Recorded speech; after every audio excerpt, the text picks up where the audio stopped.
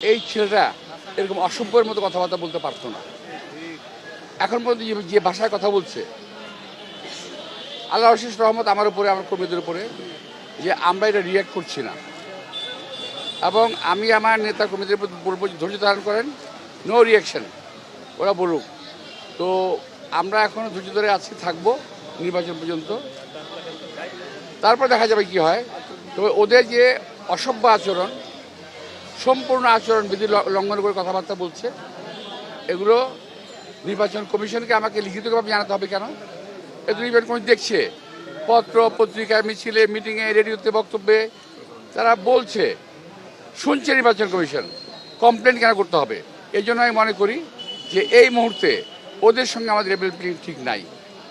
সরকার কিছু কিছু লোককে নির্বাচনে পাশ করে নিয়ে আসবে, এটা তারা একটা অংশ, সরকারের একটি অংশ, ওইভাবে তারা প্রতিশ্রুতিবদ্ধ।